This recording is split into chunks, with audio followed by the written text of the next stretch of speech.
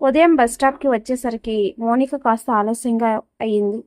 సాధారణంగా కార్తీక్ ముందే వచ్చి ఉండేవాడు, కానీ ఆ రోజు అతను కనిపించలేదు. తెలియని ఆందోళన ఆమె మనసులో మొదలైంది. నేను ఎందుకు ఇలా ఫీల్ అవుతున్నాను అని తనను తానే ప్రశ్నించుకుంది. బస్సు వచ్చేసింది. కార్తీక్ లేకుండా బస్ ఎక్కడం ఆమెకి ఏదో ఖాళీగా అనిపించింది. మరుసటి రోజు కార్తీక్ మళ్ళీ బస్టాప్లో కనిపించాడు. నిన్న ఎందుకు రాలేదు అని అడిగింది మోనిక.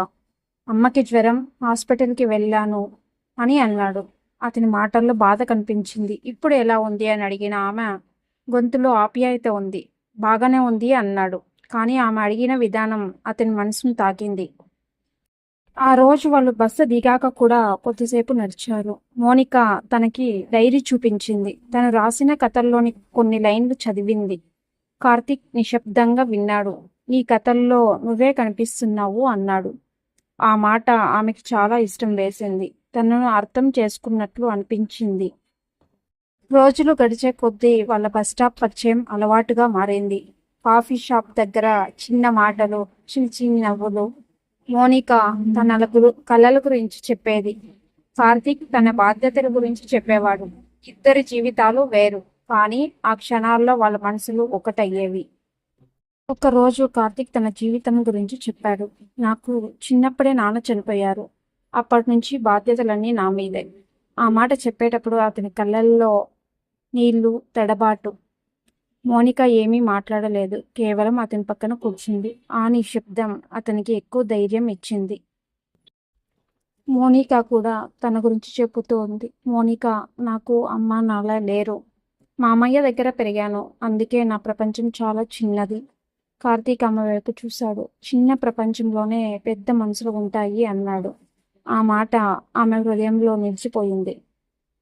ఆ రోజు నుంచి ఇద్దరూ ఒకరినొకరు ఎక్కువగా గమనించడం మొదలుపెట్టారు. కార్తీక్ లేకుండా ఉదయం మొదలడం కష్టమయ్యింది మోనిక నవ్వు లేకుండా అతనికి రోజు పూర్తయినట్టు అనిపించేది కాదు. ఇది ప్రేమేనా అని ఇద్దరికి స్పష్టంగా తెలియదు. కానీ ఒకరిని ఒకరు కోల్పోతామేమో అనే భయం మాత్రం స్పష్టంగా ఉంది.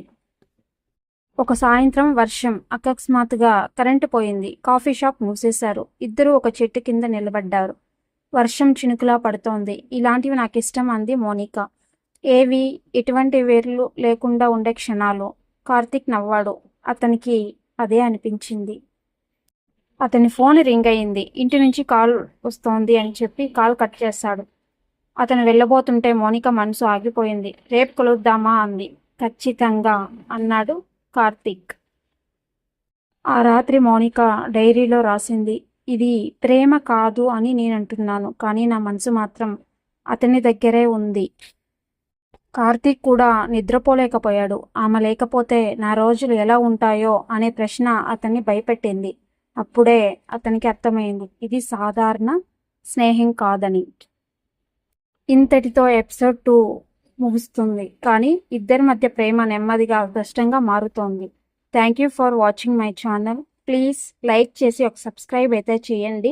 మరిన్ని వీడియోస్ చేయాలంటే ఒక మోటివేషన్ అయితే ఉండాలి కదండి.